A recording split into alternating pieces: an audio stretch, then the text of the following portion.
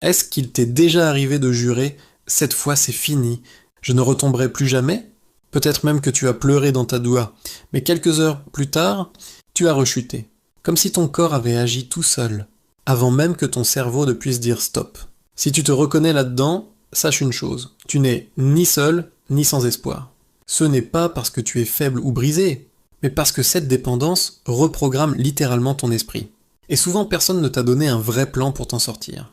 Alors je vais partager avec toi 4 étapes concrètes qui peuvent transformer ta vie. Étape 1, regarder la vérité en face. Tu as sûrement essayé d'arrêter, mais rechuté à plusieurs reprises. Alors pose-toi sincèrement la question. Si je continue ainsi, à quoi ressemblera ma vie dans 5 ans? Imagine, ta prière devient lourde. Ton téléphone reste une source de tentation. Tu répètes « c'était la dernière fois », tellement souvent que tu n'y crois plus toi-même. Et si tu te maries, pourras-tu offrir à ton conjoint ton cœur sincère?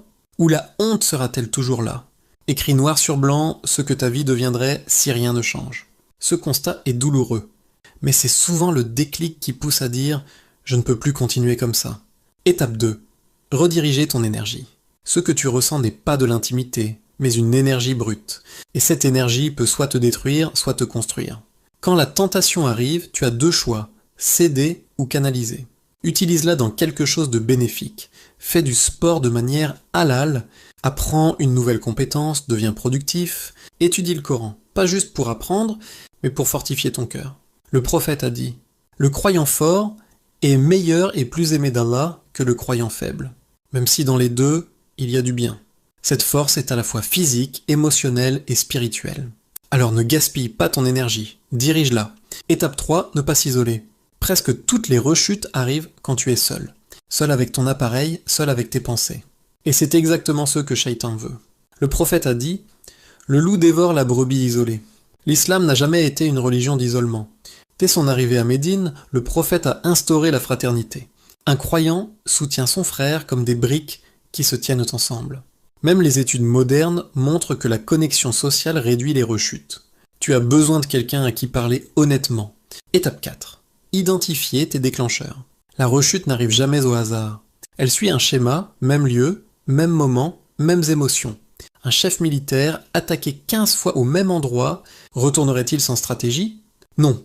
Il étudierait le terrain et préparerait une contre-attaque. Fais pareil, note quand ça se produit. Ce qui l'a déclenché et ce que tu ressentais. En comprenant ton propre schéma, tu peux préparer tes défenses. C'est ainsi que tu reprends le contrôle sur tes désirs. Bref, écoute bien, tu n'as pas échoué. Ce test peut paraître lourd, mais il est aussi une opportunité. Chaque instant où tu résistes, même quelques secondes, c'est une adoration. Chaque pas loin de tes passions est un pas vers Allah. Alors Nathan, pas demain, agis aujourd'hui. Écris ce que serait ton futur si rien ne change. Remplis ton temps avec des choses utiles, note tes déclencheurs. Qu'Allah nous donne la force, nous pardonne nos fautes et éclaire nos cœurs de sa lumière.